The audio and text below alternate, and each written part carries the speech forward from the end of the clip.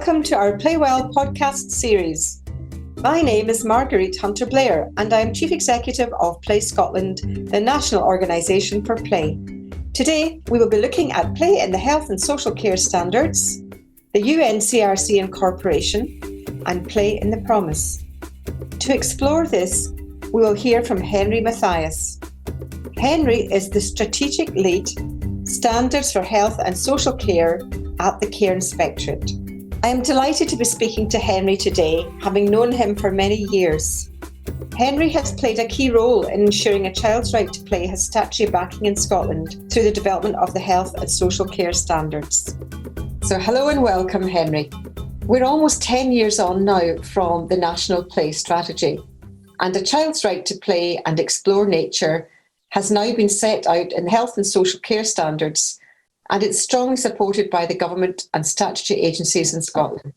With your lead role developing the standards and at the Care Inspectorate, can you share your thoughts on how we got to this position and the journey so far? Yeah, no problem.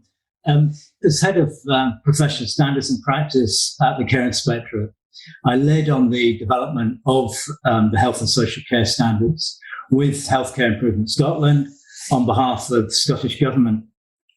And these standards are fairly different. I think they're the only set of national standards that are written in the first person.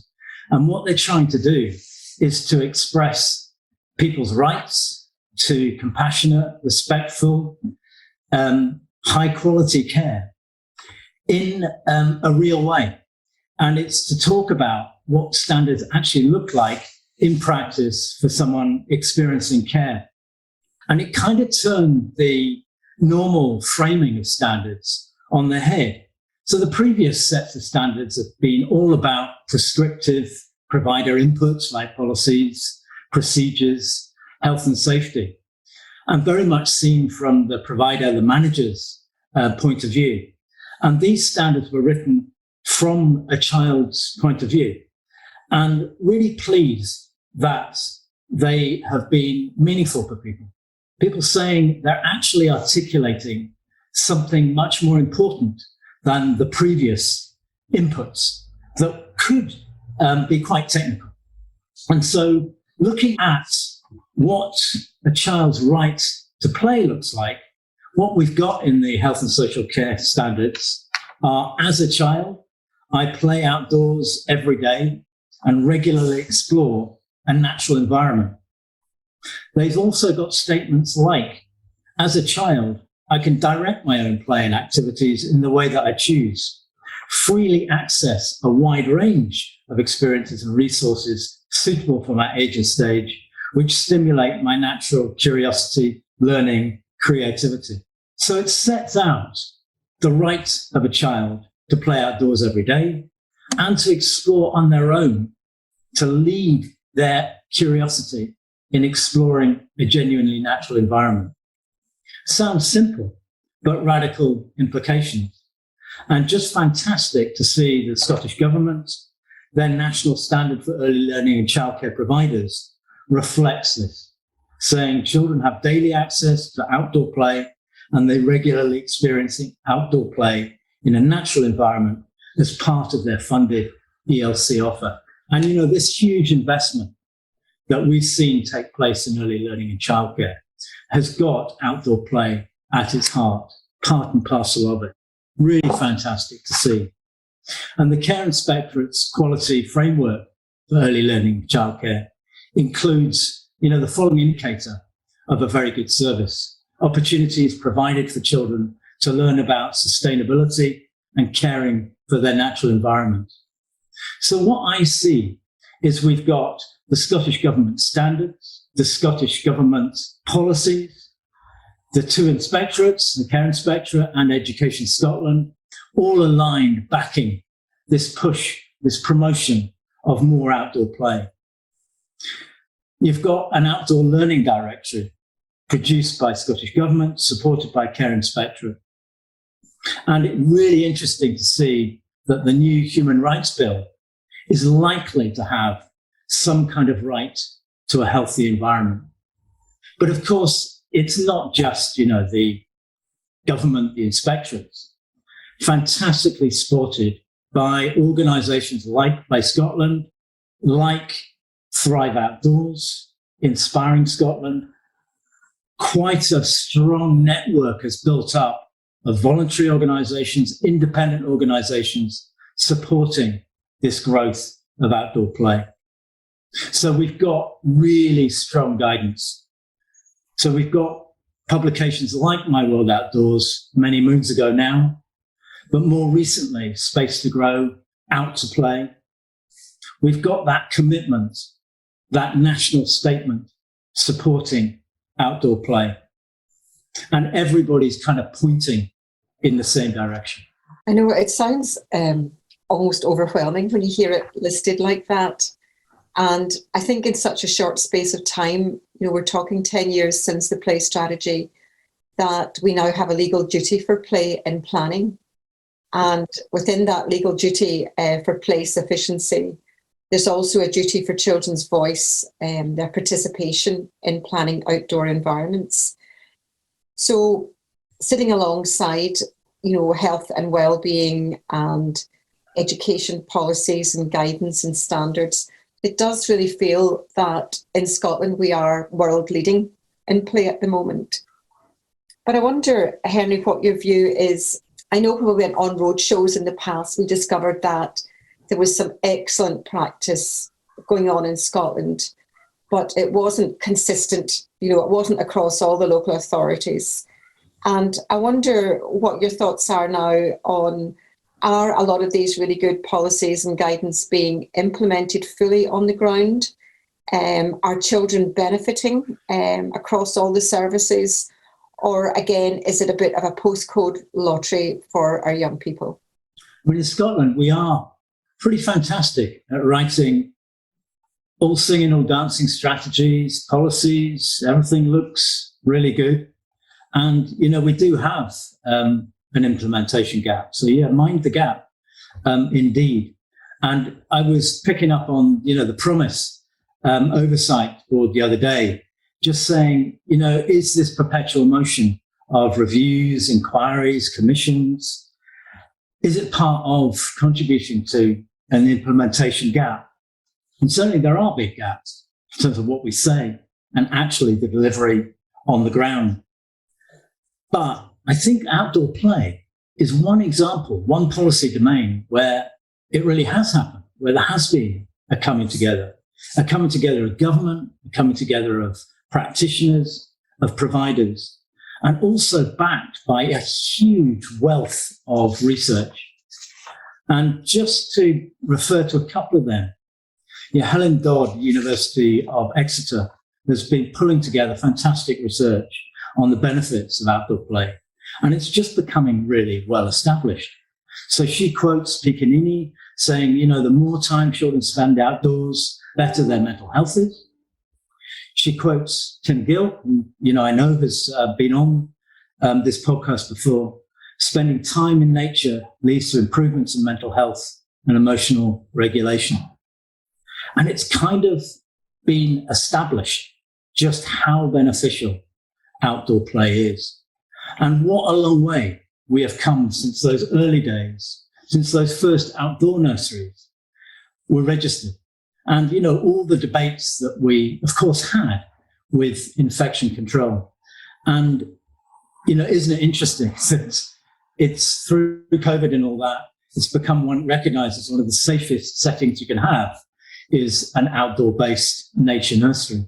I was at a conference the other day, Child Health Scotland, and really interesting, Dr. William Bird was saying, about this incredible research that children who grow up on farms seem to have developed a lifetime's immunity to asthma. And he was explaining that the health profession is now developing a spray of pig excrement to spray into babies' mouths. Okay. And I thought, my goodness, what a long way we've come. Henry, since the standards were developed, there has been an increasing focus on children's rights. In Scotland, it's so exciting that we are in the middle of a process to incorporate the UNCRC, the Convention on Rights, into Scots law. And we have this new initiative that you've referred to already called the Promise. we've got our legal duty for play in planning. What are your thoughts about the implications of all this activity around human rights? And what do you think it might mean for children and the future of the play movement in Scotland? There's a lot of human rights activity happening at the moment. And, it can be easy to feel that human rights are someone else's, owned by experts. It took me a while to appreciate what was actually in the UNCRC and the fact that, that United Nations Convention was ratified a long time ago by the UK. But all that politicization, all that noise between Westminster and Holyrood somehow gets in the way. And just looking, it's quite a radical proposition that children should be able to have a say in decisions directly affecting them. And, you mentioned that Planning Scotland Act, and what an important step that is to have it in law that children need to be consulted by local authorities about their local place, their play plans. And that Article 12, about children having a right to be heard, has really got fundamental implications. And it's exercising all organisations at the moment.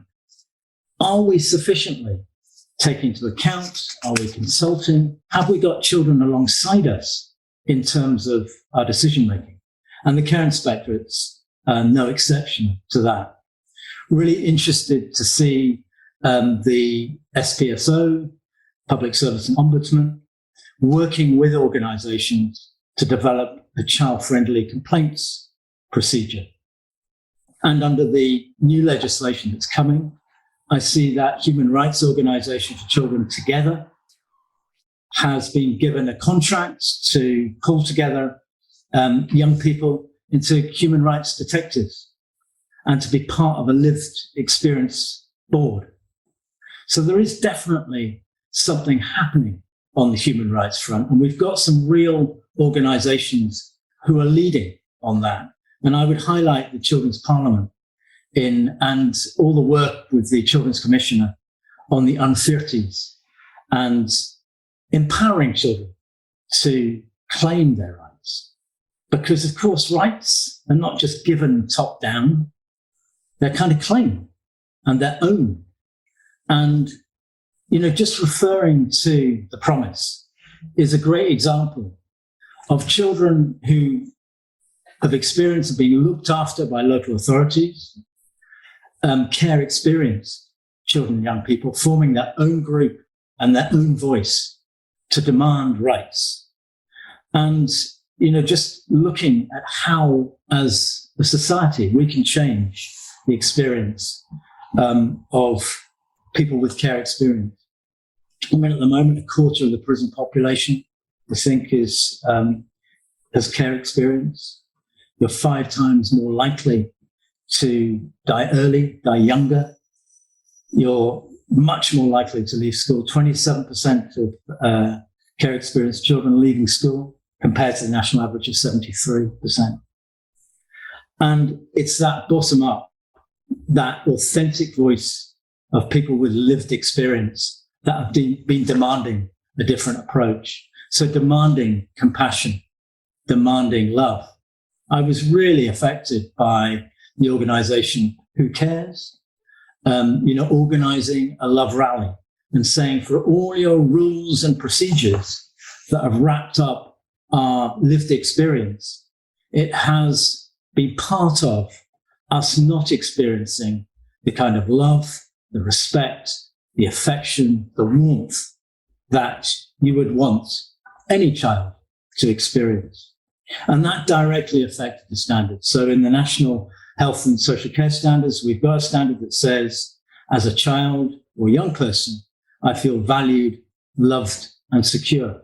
And when we look at the Care Inspectorate's quality frameworks, both for children and young people experiencing residential care, fostering and adoption, but also children early learning in childcare, the quality framework, it's much more about relationships. It's dropping the emphasis solely on rules, on inputs. And it's talking importance of that relationship with people who care for you. And that has been a real shift in terms of, what do children's rights actually look like in practice then? And we've got a real change of approach where we've got a lot of organizations looking at rights, looking at UNCRC, looking at the promise, looking at the new legislation, and thinking, how can we make children's experiences better in Scotland? And we do have a way to go. On a number of indicators, we're not top of the league. When I look at, say, a recent report on how we deal with trafficked children, it was galling to have the likes of the US State Department, the Amnesty International, plus the UN, calling us out on our treatment of child slaves in Scotland. And, we could talk about other aspects. We've only just removed, smacking as a legitimate form of care. On another, aspect of restraint, which affects children, adults with learning disabilities. It's been very interesting to see the way that organizations and individuals have called that out and are demanding for some change to that right not to be unreasonably restrained. I know it's a very serious business, isn't it? Once you start to really absorb the enormity of children's rights and detach it from that awful phrase, rights and responsibilities, and think of it more about rights and possibilities. And I think you're right. I think a lot of public bodies are quite anxious about what new legislation around children's rights and Scots law will mean for them. And I think this challenge of how to consult and deliver without abdicating responsibility, pushing the decision making on to children and young people. So I think there's a lot of work to happen over the next few years. And as you've just listed there's a lot of things that we might be world leading in, which we would not like to be world leading in when it comes to our children and young people. So I'm just thinking next year we have an international conference in Glasgow, Play, Rights and Possibilities, the IPA conference. And our current play strategy is under review by the Scottish Government. So I just wonder how you think, Henry, a child's right to play might develop in the future and what this could look like, perhaps, say, in 10 years' time. I mean, what we're seeing is really quite a sea change in children's experience of play, and particularly outdoor play. When you read the inspection reports from the Care Inspectorate, it's talking a lot about the quality of outdoor play, not just that there is an outdoor play area or there are trips outdoors, but actually what children are engaged with. And, just looking around, you see the average nursery outdoor space, garden, looks fantastic. You see groups of children now out regularly in the woods, up the hills, on the beaches. Going back 10 years ago, we wouldn't have seen that. And we're becoming almost kind of European in our approach. And so I would really hope that we see more and more of that. And as these practitioners are coming through who are really getting outdoor play and are specialists, they're trained up in it, they're absolutely passionate about the transformative power of children being able to explore outdoors. And once we see them maturing, getting more confident, I think we will see kind of even more exponential change in it. We might also get a bit more flexibility, a bit more spontaneity in terms of the programs of play, the programs of activities. And so maybe we'll get a bit more of what Aileen Wendy Dunlop talks about in terms of practitioners following ahead of children, of allowing children to kind of set the agenda, and practitioners who know what they're doing can build around that. Lynn McNair, she quite often uses this phrase of allowing children to wallow in their play. And that kind of struck me. I thought, yeah, it takes a really confident practitioner who knows what they're doing to allow children to lead like that. And so, maybe we'll see a bit more confidence and a bit more flexibility in terms of that curriculum. And those practitioners getting increasing status. And through COVID, it really, I think, made public recognition of just how essential certain workers are. And within that, absolutely, early learning and childcare. So I would hope that you've got an increase in status of that work as well. And I think that is really hopeful for the future. Thank you very much, Henry. It's been an absolute pleasure listening to your thoughts this afternoon. Thank you for joining us on our podcast. Thank you for joining us on this podcast. Don't forget to subscribe to our podcast on your preferred app and join the conversation by using the hashtag PlayWellPodcast. And to find out more about Play Scotland, follow us on Twitter @PlayScotland and visit our website playscotland.org.